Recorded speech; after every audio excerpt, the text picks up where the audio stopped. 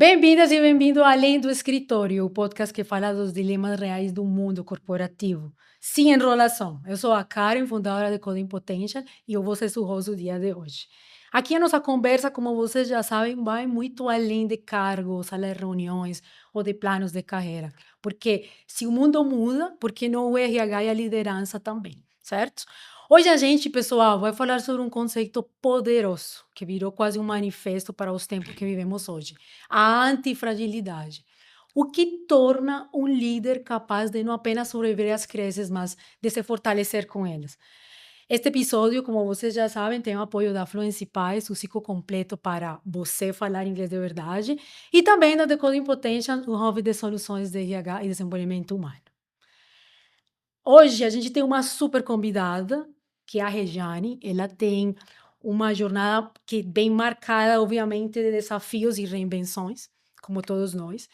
Mas o que que faz a uma liderança ser realmente se desenvolver no meio das crises? Eu acho que a sua convidada de hoje, dentro de toda essa bagagem, com certeza já passou por toda essa jornada como líder da área de RH em diferentes organizações. Mas antes de a gente começar, Rê, fala para nós, quer se apresentar para nosso público? Tá bem, vou me apresentar. Primeiro, te agradecer demais, Karen, amei o convite, agradecer ao Mário Imagina. também, que foi muito gentil.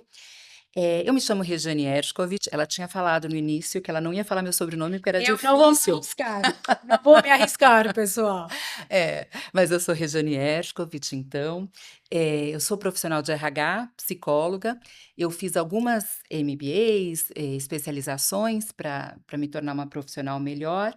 E trabalhei em empresas multinacionais, nacionais, familiares. Eu trabalhei em empresas como, por exemplo, a Mars, Monsanto e, mais recentemente, nos últimos 11, quase 11 anos, trabalhei na Softs no Brasil.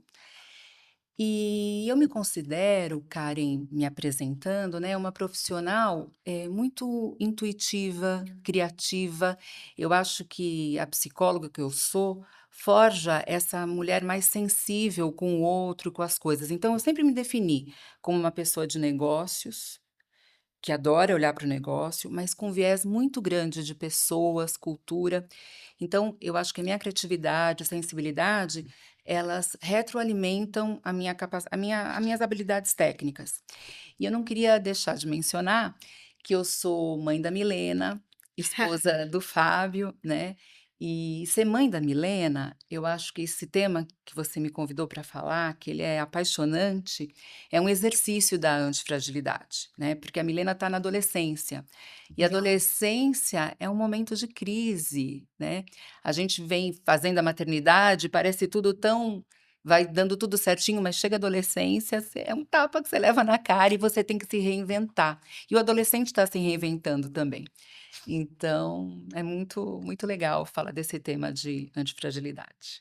Muito legal, Rê. Eu acho que hoje a gente vai falar de um tema que, de alguma forma, principalmente depois da pandemia, vem afetando muitos profissionais, principalmente líderes. Existe aquele conceito em que você, quando você é líder, você precisa ser literalmente antifrágil. Nada te avala, não pode mostrar de alguma forma que você é vulnerável ante seu time. Mas eu acho que talvez isso seja mais um dos tabus do mundo corporativo que a gente quer definitivamente falar no nosso podcast. E que melhor que você, com tanta experiência, liderando tanto times de gestão de pessoas, tanto times de RH em grandes organizações de diferentes tamanhos, para nos falar um pouco sobre esse conceito. Uhum. Tá bom? Rê, de onde vem o conceito de antifrágil? Vamos colocar um pouquinho Vamos. os nossos ouvintes dentro do o que que é o conceito antifrágil e por que que ele, dentro desse mundo corporativo e em essa, o que eu chamo modernidade líquida, onde as coisas mudam o tempo todo, virou tão relevante. Uhum. O Tá que bem. você acha? Então vamos lá, vamos primeiro a primeira parte da tua pergunta, né? De onde vem esse conceito? O Nassim Taleb, que é um ensaísta libanês, ele é um ex-trader, então uma pessoa de negócios também. Ele, entre outros livros, ele fez o livro Antifragilidade. E aí uma explosão, assim, porque tem muito a ver com tudo que a gente está vivendo hoje, né? Então, é como o antifrágil, o líder antifrágil, ele consegue se reinventar e crescer diante da crise, né? Essa é a grande sacada, porque normalmente numa crise ou num problema as pessoas paralisam, sofrem e esse conceito da antifragilidade é o líder que consegue se reinventar e aprender com os problemas que viveu, que viveu junto com a equipe, ou, né, e etc. Então, eu gosto muito. E eu acho que, por que a gente precisa falar disso? E você, na tua abertura, eu achei, adorei como você falou, porque é quase um manifesto, né? A gente está quase clamando por isso, porque o mundo que a gente vive hoje, ele é extremamente complexo, sempre foi imprevisível, mas ele é mais imprevisível do que nunca. E a gente está de posse, como nunca, também de muita informação e muito dado. Então é quase um antagonismo, né? Entendi. O mundo é imprevisível, mas a gente tem muita previsibilidade, supostamente. E como a gente lida com tudo isso? Então, eu acho que é por isso que é tão importante esse tema hoje. É, com certeza. Para você, Rê, quais são os elementos que compõem uma organização antifrágil na prática? Olha, uma organização antifrágil, em primeiro lugar, para mim, na prática, ela tem que ser uma organização que inspire no outro confiança. Acho que a chave é a confiança, a base de todo. É a base de tudo, porque quando você tem um ambiente onde não há confiança, as pessoas mais ousadas e corajosas, elas até arriscam. Arrisca uma vez, arrisca 2 vezes, mas aí essa repreensão que vem depois disso paralisa. E aí ela deixa de fazer isso. Mas o pior é que, nessa circunstância, muitas vezes ela, ao invés de ser um profissional que está altamente engajado, ele vira um ativamente desengajado. E aí Legal. é um revés, assim, isso se volta contra a empresa. Então tem que ter líderes inspiradores, né? Líderes que consigam fazer com que as pessoas se movam, porque o storytelling dele é tão engajador que as pessoas vão junto e acreditam, e líderes que permitem e que toleram e que acolhem o erro, né?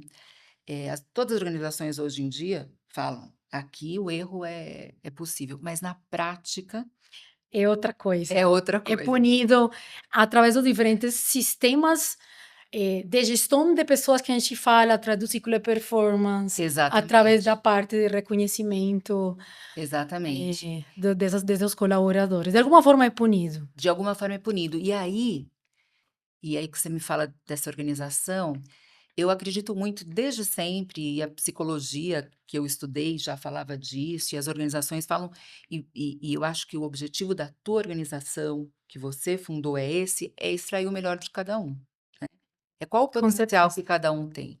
E quando eu me conecto com o meu potencial, a minha essência, eu sou feliz. E eu sendo feliz, eu sou produtivo, né? Com Esse é certeza. um ciclo virtuoso. E quando o ambiente não é de confiança, não dá para extrair o melhor de cada um. Eu sempre falo, Rei, que se teu papel como líder é influenciar outros, para que você consiga fazer que eles vão de um ponto A a um ponto B, no sentido de gerar ação em eles, porque Sim, teu papel é fazer que as pessoas se movimentem para um objetivo em comum, certo?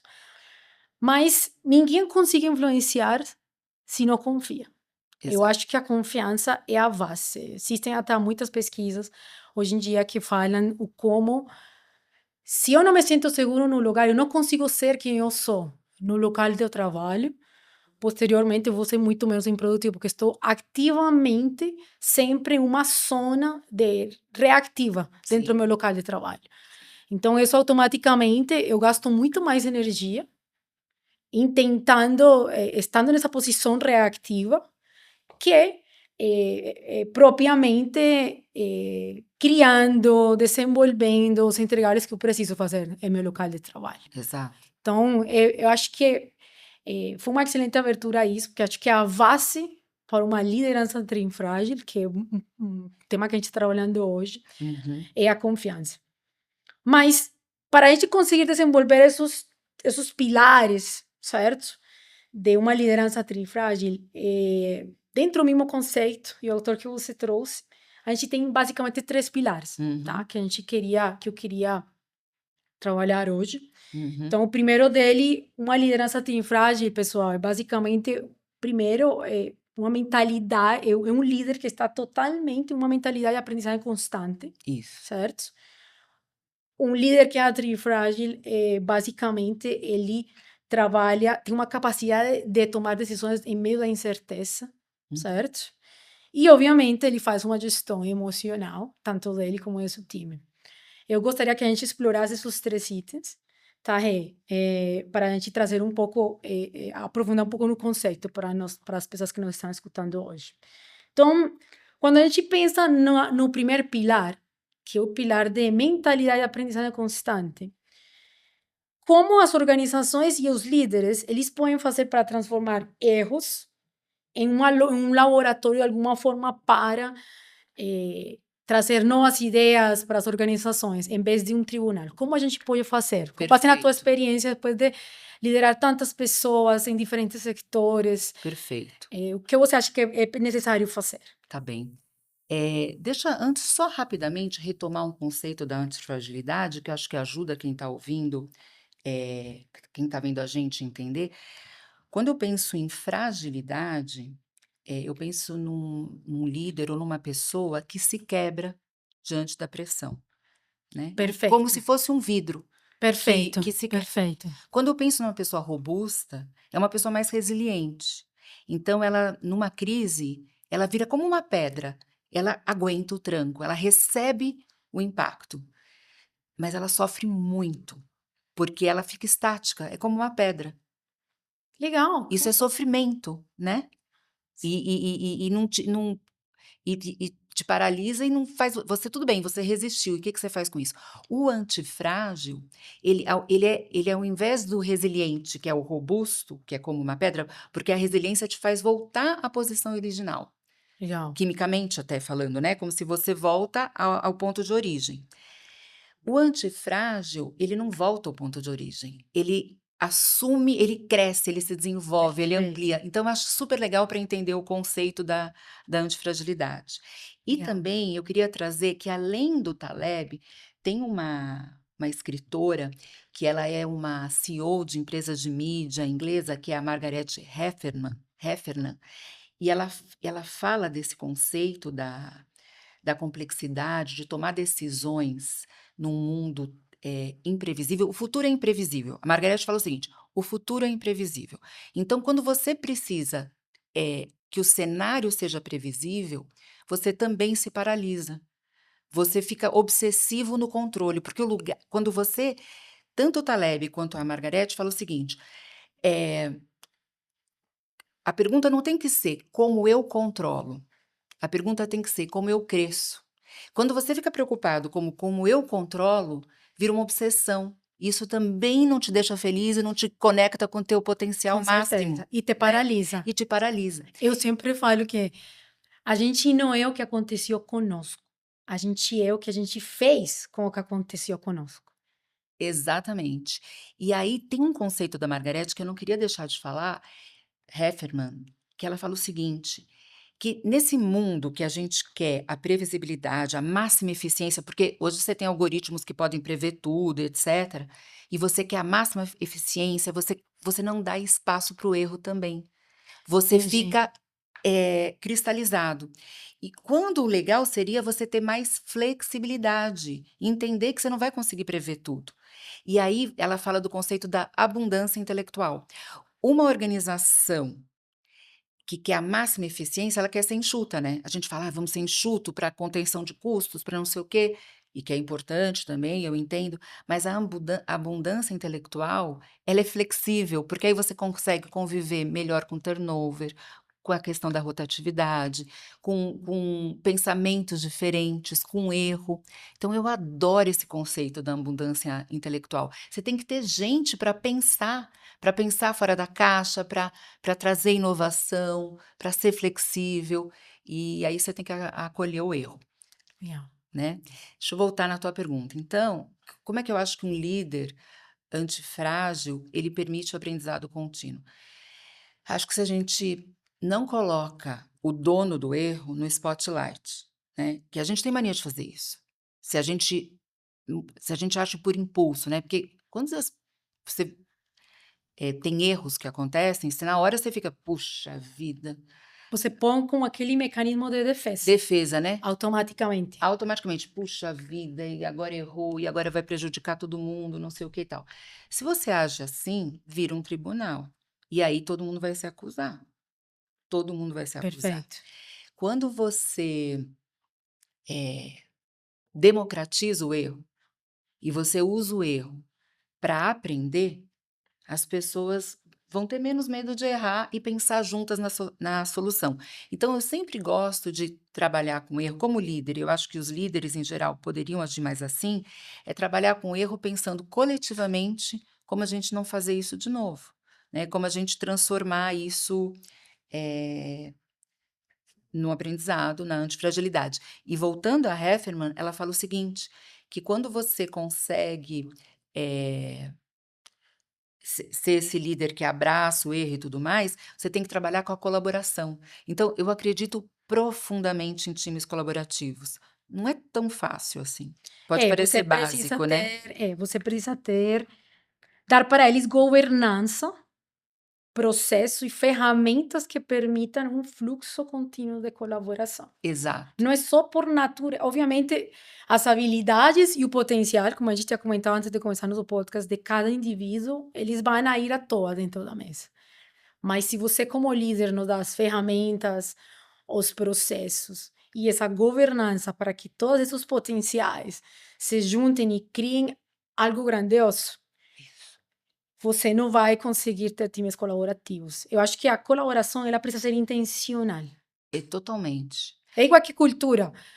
Se você não promover ela intencionalmente, ela vai, de alguma forma, a sair, porque as pessoas tomam decisões. Claro. Mas eu acho que a colaboração, ela também precisa ser intencional. Porque colaboração para quê? Karen, você falou uma coisa que é precioso, assim. Todo mundo fala que precisa de colaboração, não sei o quê, mas não dá para ser a colaboração inata, porque como seres humanos, nós somos colaborativos. A gente tem uma alma, uma essência colaborativa. Mas quando você está dentro de uma organização, que você é remunerado, que você quer crescer, né, cada um vai, de alguma forma, se isolando no seu próprio mundo e fazendo as suas metas. Então, essa intencionalidade da colaboração é o papel do líder. E é por isso que precisa ter líder. Senão nem Exato, precisava ter, exato, né?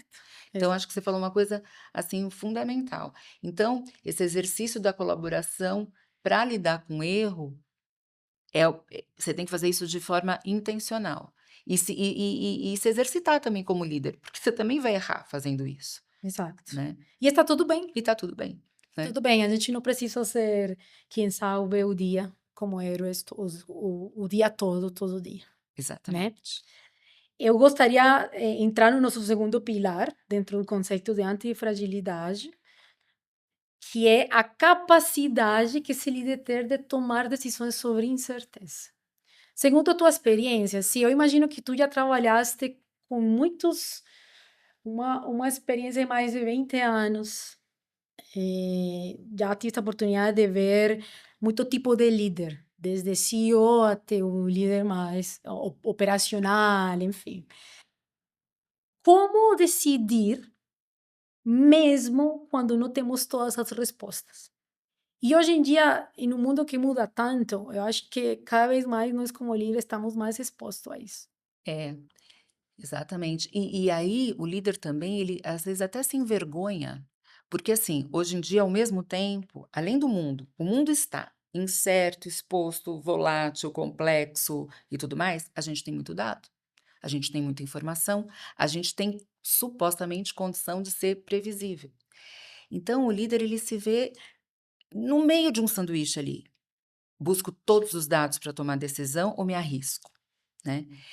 E E eu acho que se a gente buscar o tempo todo, todos os dados para tomar decisão, se a gente querer tomar fazer a decisão mais correta e perfeita possível, a gente não vai ser ágil, não vai avançar, não vai acontecer as coisas no tempo que hoje o mundo moderno, a liquidez do mundo moderno que você mencionou, né, a modernidade líquida, ela exige uma agilidade que só tomando decisões com menos dados é possível.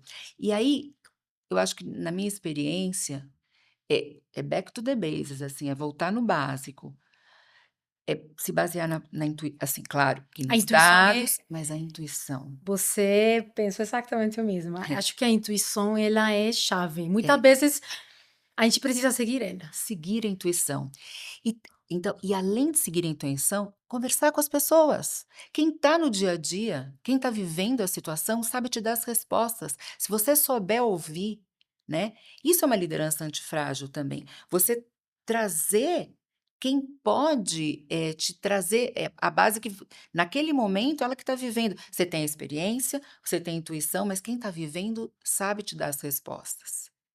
Então, essa proximidade com o time ou com as pessoas da empresa, de uma forma geral, é muito importante para um líder antifrágil, para a tomada de decisão oportuna, baseada com menos dados, para ser mais assertivo, por incrível que pareça. Eu sempre falo, bom, depende de que tipo de líder você seja. Obviamente, eu sempre falo que existe o líder corporativo, que é aquele que está em grandes empresas, ou o líder empreendedor.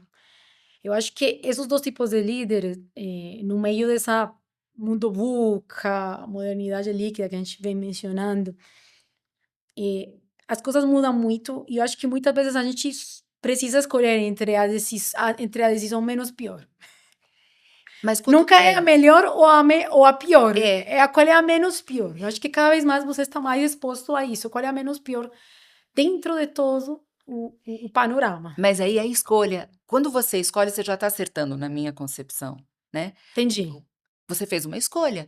E aí, ainda que seja aí menos correta, um pouquinho equivocada, você está escolhendo. E aí você vai ajustando no processo e vai tendo coerência, né? Coerência também é a chave. Entendi. Então, algumas vezes, para esse pilar 2 da capacidade de decisão sobre a incerteza, algumas vezes a gente precisa bater que confiar na nossa intuição, Vai ter com que. base em tudo isso. Por exemplo, né, quando você vai integrar essa nova empresa, a cultura e fazer uma cultura única e tudo mais, você não vai ter todas as respostas. Se Uhum. você, num processo como esse, espera mapear todas as respostas possíveis para tomar determinadas decisões, como uma reestruturação, como uma alteração de layout organizacional, de desenho organizacional e tudo mais, você não vai ter todas as respostas. Você tem que Perfeito. conversar com as pessoas, mas você tem que se basear também na tua intuição, na tua experiência, para tomar a decisão oportuna. E essa intuição, muitas vezes, é intuição mesmo, porque podemos estar escutando muitos líderes que são líderes pela primeira vez, mas algumas vezes eu acho que o corpo sente com as coisas que estão acontecendo, Sem dúvida. e escolher é importante. E a gente percebe, né, quando intuitivamente você percebe quando um caminho está errado, quando um caminho é inadequado e que vai te levar para um lugar que não é tão bom, né? Eu acho que você vai tendo algumas leituras. Eu acho que por isso que o líder ele precisa aprender a fazer a leitura do cenário, aprender a se movimentar nessa área política e Sim, estar constantemente escutando. Eu acho que sim, quando um líder deixa de escutar é quando ele fica cego dentro da sua jornada e quando para de escutar é quando começa a vir os problemas. Porque você só fica você com você mesmo. E quando você não lê o cenário, é onde você não consegue se preparar dentro desse mundo que exato. está constantemente mudando. É isso mesmo. Perfeito! Muito bom! Nossa, pessoal, a gente tem hoje aqui uma convidada super, com um conhecimento super profundo, adoro, tá? Que bom. Bom, o terceiro pilar que eu quero trabalhar dentro do tema antifragilidade é o tema de como a gente, como líder, precisa fazer a gestão da nossa energia. E não só a nossa, mas também gerenciar a energia do nosso time. Tá? Porque, querendo ou não, eu sempre falo que o time é o reflexo do líder. Total, Você tem um time ruim, é por culpa sua. claro. Tá? Você tem um time high performance que está orientado, que está fazendo acontecer, é porque você orientou ele de uma forma correta. Mas quando a gente fala, né, pensemos nesse líder antifrágil, certo? Essa pessoa que está lá nessa organização. Como fazer que uma crise ou esse momento em que a gente fica exposto a uma mudança, eh, seja nosso catalisador para sair melhores? Você, no início da nossa conversa, explicou muito bem o conceito da trifrágil, que era a gente conseguir fazer essa evolução, não sair igual a partir desse momento ou essa crise. Como a gente fazer dessa crise um catalisador? Como a gente faz para conseguir sair dessa mudança, para que seja um catalisador para a tua liderança, mas também para reverberar nos outros, Uhum. Rejane? Olha, esse terceiro pilar, né, que fala dessa conexão, dessa gestão do emocional, ele é muito importante. E talvez ele é o menos, é menos, é mais difícil de você explicar ele teoricamente, mas ele é talvez o mais importante. Porque a gente, como líder, tem que encontrar um equilíbrio, né. Então, se no começo você também falou de vulnerabilidade, por exemplo. E eu acredito totalmente, como líder você tem que ser vulnerável também e tal, mas tem um limite. Se você, por exemplo, se queixa todo dia para sua equipe das tuas questões o tempo todo, você mostra a tua vulnerabilidade e repete ela incessantemente, você vai deixar todo mundo desesperado, preocupado e também repetidor da própria vulnerabilidade. Aí fica um muro de lamentações, Sim, que não sai do lugar, né. Então, eu acho que você conseguir, como líder, ter um equilíbrio entre, o que você fala para o seu time, e é importante você ser verdadeiro, é importante você ser próximo, é importante você ter esse espaço de acolhimento e eventualmente até falar das tuas questões, mas com o equilíbrio para deixar esse time motivado, acreditando em si mesmo, sabendo que as pessoas precisam se sentir capazes, né. Então quando você fala em psicologia positiva hoje e tudo mais, está falando dessas questões, né, de você estimular o potencial, o melhor, a fortaleza, a essência e valorizar isso, e discutir isso também individualmente, mas também de forma coletiva. Isso tudo ajuda o outro a se conectar melhor com o seu próprio emocional e se sentir mais seguro, né, para agir. Então, quando você é um líder antifrágil, você gera esse lugar de confiança que a gente falou no começo, né, onde a pessoa não tem tanto medo de errar, e se ela erra, ela sabe que ela não vai ser exposta, que ela não vai ser fragilizada na frente de todo mundo, e nem individualmente, nem coletivamente. E transformar esse momento de crise, eh, nessa transformação. A gente viveu isso como humanidade na pandemia, né. A pandemia, a gente exercitou o nosso melhor. A pena é que assim que a pandemia acabou, a gente guardou a experiência coletiva na o ser gaveta. humano, estava um ditado que estava até escutando nesses dias, o ser humano realmente que não conhece sua história tende a repetir ela. Exato. A gente tende a repetir muitos padrões por não aprender Por não aprender, por não se dessas reinventar. situações Não passadas. sai de um lugar e vai para o outro. Acho que a gente está aqui na Terra para isso, não deve ser, cara? Exato, com certeza, Né? com Deve certeza. ser para isso que a gente está aqui, né? E eu estava pensando, né, quando você falou do catalisador da cultura, não queria deixar de mencionar, o momento de crise é o melhor momento para catalisar cultura, porque é quando você materializa o teu discurso. Aquilo que você falou que você faria quando as coisas não estão tão bem, você tem a oportunidade de fazer. Tem a oportunidade de ser walk the talk.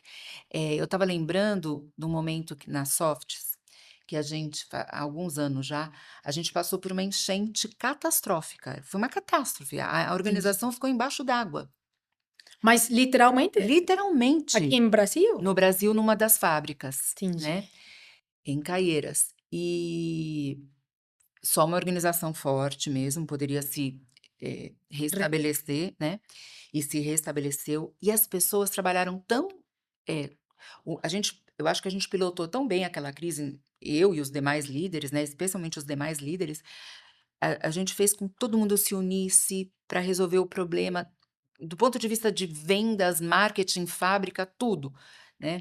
E as pessoas saíram daquela crise tão empoderadas, porque a gente trabalhou tão bem em conjunto e todo mundo fez o sabia o que tinha que fazer para a gente sair daquilo ali, e isso vira uma marca indelével na cultura, né, porque isso materializa a cultura. Então você Exato. potencializar isso é tão fantástico, É tipo um antes e um depois. um antes e o depois. O antes e o depois. Exatamente. Legal. Uma pergunta, dentro da tua experiência, assim, como é que um líder pode sustentar o emocional do time em meio do caos? O que tu acha que foi as principais características que vocês desenvolveram dentro dessa crise especificamente para conseguir sustentar o emocional do time? Porque imagino que era, porque a gente está falando de algo muito mais básico, algo que não foi nem gerado pelo homem, não foi um É, erro, é, foi é, algo que aconteceu. é. Eu acho que você falou uma coisa antes, sobre a governança, né. Então você tem que estabelecer uma governança. Quem ali, vai dar o direcionamento, eh, como o comitê de crises vai se relacionar com as pessoas, quem toma que decisão, o que que a gente fala, o que que a gente não fala, como em que momento a gente ouve, a gente tem que ter um momento para ouvir as pessoas, deixar que elas desabafem, Perfeito. falem dos seus medos, né. Na pandemia também o RH ele teve um papel tão importante, né, não quero nem voltar tanto nessa questão da pandemia, mas, a gente teve ilustra tanta coisa. Eu lembro que na primeira reunião que eu fiz com a empresa inteira, e eu estava liderando aquele comitê de saúde, Aquela gestão da a mudança. gestão da mudança e você liderando com tudo andando e você não tendo tanta certeza também do que ia acontecer. Quando terminou a call, eu chorei, sabe, Karen. Falei: "Ai gente, será que eh, eu eu fiz o que tinha que fazer?" Porque a gente se comove mesmo, né, Vocês perderam colaboradores? pouco, sim, sim. Mas Entendi. a gente teve uma atuação muito humanizada e de muita disciplina também, na Legal. pandemia e foi muito boa e as pessoas por muito tempo mencionavam como foi efetiva, assim, como a gente cuidou. Então nesse comitê de saúde, por exemplo, eventualmente vinha alguém que falava: "Olha, a minha irmã, sei lá, trabalha na área médica, está sofrendo e tal". Então você tem que dar esse espaço para as pessoas falarem e se emocionarem também, né. Muitas vezes as pessoas só querem ser escutadas. Eu já acho que hoje em dia Só a gente com isso. tanto barulho, que está no dia a dia, com muitas distrações, vivendo no automático, algumas vezes acho que só escutar. Olha, outra vez, você falou tudo, é escutar. O que e às vezes só escutar é o suficiente, É, as ela não pessoas não precisa querem que você dê o não conselho, quer. só quer escutar, escuta as pessoas. Acho que a Exato. partir de aí, é a partir dessa posição que você consiga construir confiança. Confiança. Exato, exato. E não todas as vezes você precisa dar soluções, é só Não. escutar. Ou extrair dela, e o que você daria de solução para isso? Porque aí quando ela participa da solução, aí ela fica mais confiante ainda. É, com certeza, com certeza. Bom, a gente já trabalhou um pouco o que é ser antifrágil, algumas características do líder antifrágil. A gente trabalhou os três principais pilares dessa liderança antifrágil, que é essa mentalidade de aprendizagem constante, capacidade de tomar decisões sobre pressão e, obviamente, essa gestão de energia emocional que você precisa estar para constantemente fazendo tanto para você como líder, porque você primeiro precisa estar bem para conseguir atender de alguma forma e gerenciar esse time para conseguir sustentar em meio das crises e Uhum. o caos que vai estar sempre conosco, Sim, certo? Tendo como base que um líder antifrágil é basicamente um líder que gera confiança, para que as pessoas consigam ser elas e a partir de aí consigam trabalhar. Agora a gente está indo muito mais para o final do nosso podcast, passa muito é rápido, rápido, né? certo? Passa muito rápido. Mas este é o bloco que eu mais gosto Tá, de nossos papos, tá bom. que se chama Quadro RH sem PowerPoint. Tá pronta? Tô pronta. Ai, ai, ai, ai, ai. A ideia é que eu vou te trazer um enunciado e você precisa responder em menos de 2 minutos, sem muita explicação, tá? sobre alguns temas que eu gostaria de explorar. Acho que umas coisas que eu mais gosto de convidar pessoas com tanta experiência como você é o fato de já passou por tanta coisa que provavelmente tem muito para ensinar para nossos ouvintes, tá? Então, tá preparada? Tô Essa é a preparada. que eu mais gosto. Lembrando, respostas rápidas e sinceras. Ai, ai, ai, ai, ai. Fechou? Muito Fechou. bom, muito bom. Um talento, Rei, que ninguém imagina que você tem, mas que você tem. Eu não sei se ninguém imagina, porque às vezes eu falo sobre ele, mas eu fui atriz, né? Você foi atriz? Eu Nossa, agora eu fui. quero saber um pouco mais sobre isso. Como Em- você serviu para. como eu mudei para o mundo corporativo, para psicologia, porque eu fiquei com medo. Eu tive medo de não ganhar dinheiro, meu pai faleceu, então eu era muito novinha, e realmente o medo do incerto, olha só, e a gente falando da incerteza, né? Eu não sabia o que o futuro ia me reservar, e eu achei que essa minha escolha poderia ser, não me fortalecer, né? Mas eu Entendi. Mas tu amava ser atriz, estudaste? estudei, e Que eu era legal. boa nisso, eu ganhava prêmio, alguns prêmios eu ganhei no Que teatro, legal, assim, que né. legal. Mas já pensou em voltar alguma vez? Eu já pensei, mas é difícil para mim fazer teatro como hobby, mas você sabe que eu tenho o que tem me realizado hoje? A minha filha, eu juro pra você, Karen, acredita em mim, eu não forcei, mas ela é uma super atriz, e melhor do que eu era, Nossa, porque ela canta muito bem. que Então, além de interessante. interpretar, ela canta muito bem, ela faz teatro hoje. Quantos anos ela tem? Vai fazer 14. Não. Então só que ela já fez 4 montagens pela Team Broadway, agora ela tá fazendo um espetáculo que chama Legalmente Loira, Uau! e ela vai ser a Brooke, que é uma personagem muito legal, e eu vibro com isso, né. Você tá vivendo esse sonho Vivendo, através dele, de vivendo. alguma Você sabe maneira. quando toca o sinal no teatro, você sabe a história do sinal, né, Não, quando não, não, conta pra porque tem nós. o primeiro sinal, todo mundo na plateia tem que dar uma sentadinha, assim, aí lá atrás tá todo mundo se desejando merda, não sei o quê. Você sabe, nos Sim, bastidores, sim, né, e sim. desejar merda é uma coisa do teatro, né. E depois toca o segundo sinal, e no terceiro sinal, o espetáculo vai começar. Então, tan, Que tan, legal. tan. Quando toca, eu já fico emocionada, meus olhos já enchem de lágrima e eu falo: "Ai, meu Deus, vai Que legal. começar". Olha, tá vendo? Aqui a gente conhece de todo um pouco. Então, um talento que ninguém imagina que você tem, É. mas você estudou Eu teatro, não sei se eu tenho atriz. mais, mas eu tinha. Não, mas com certeza, deve ter ainda, É, com é. certeza.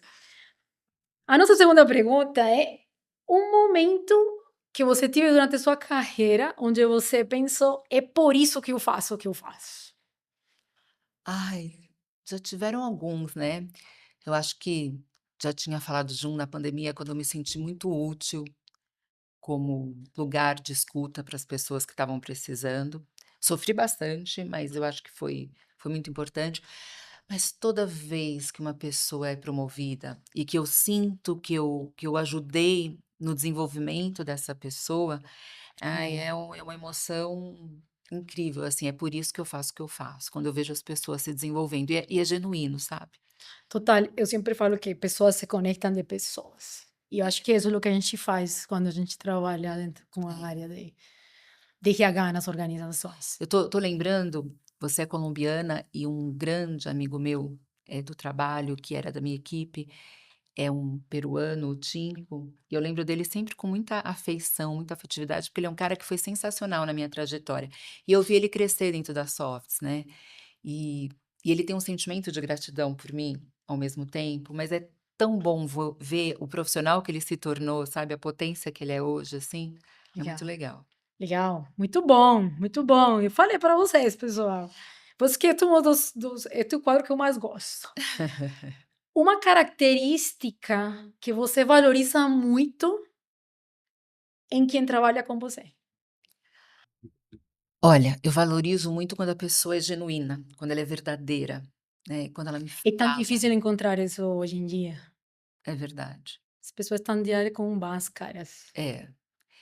E aí, é assim, quando a pessoa é verdadeira, ela é genuína, ela fala pra mim do que ela gosta, do que ela não gosta, e quando ela tem coragem, isso é uma coisa também que eu valorizo, de se aproximar, né. E claro que eu tenho que fazer essa abertura, mas de se aproximar, de ser de estar presente nos momentos importantes, sabe?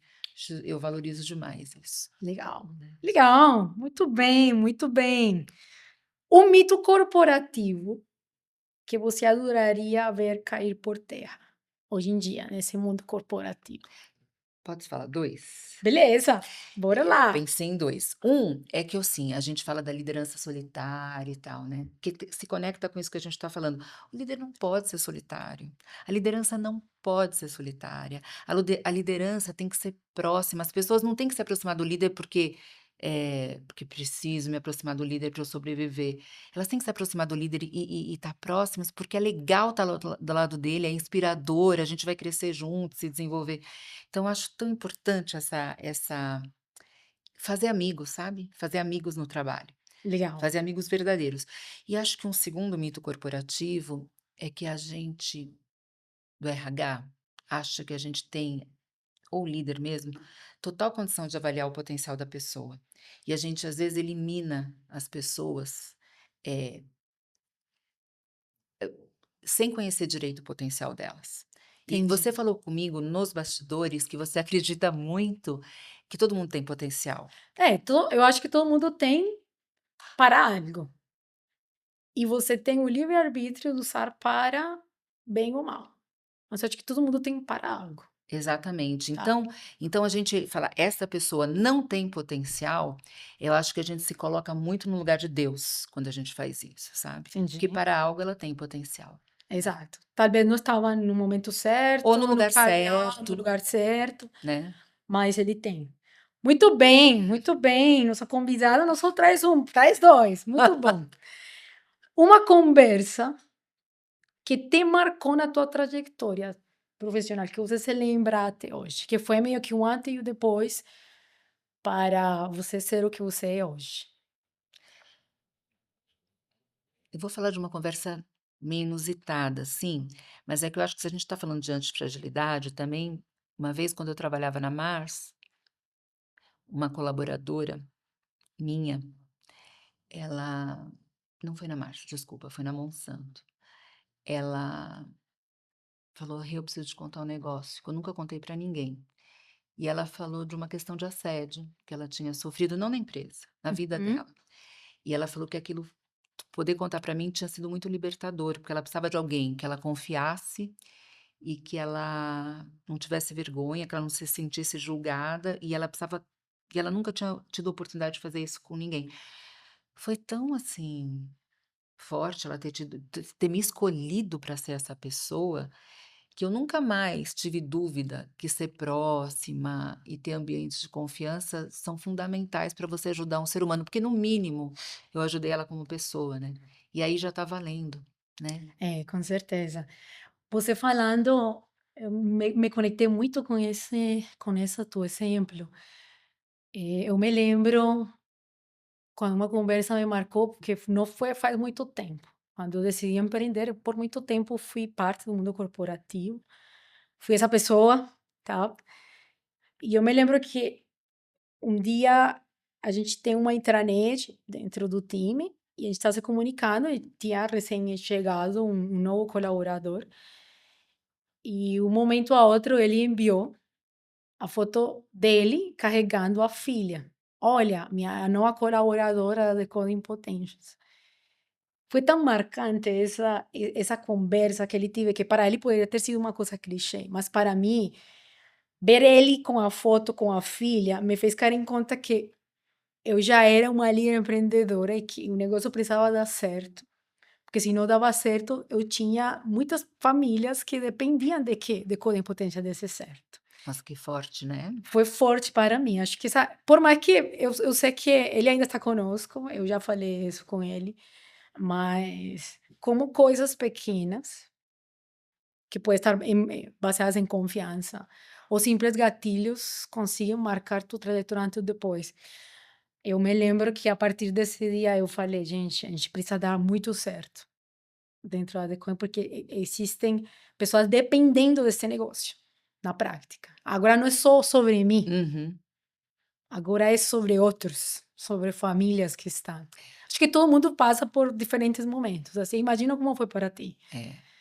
que a colaboradora abrisse para você trouxesse isso. Nossa, foi. Muito bom. Prometo que é a última, Tá bom. tá? Me conte um não que você disse e te libertou.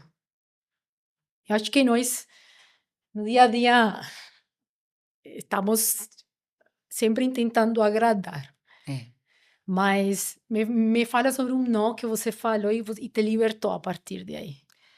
Acho que agora, o mais recente, me libertou, mas, me deu muito frio na barriga quando eu falei não para uma promoção que eu ia ter agora na Softs, e que no fundo eu não enxergava como uma promoção e que não enxergava que aquilo me conectaria à minha essência, e aí eu não só abri mão da promoção, como eu tive que abrir mão da minha posição. Legal, entendi. Mas é muito interessante porque nos bastidores, como a gente comentou, é muito interessante ver essa evolução que estás tendo. Como um não, o que ele fez foi te abrir outras portas, que Exatamente. talvez se abrissem de uma forma mais definitiva para outro momento dentro de tua carreira. Exatamente.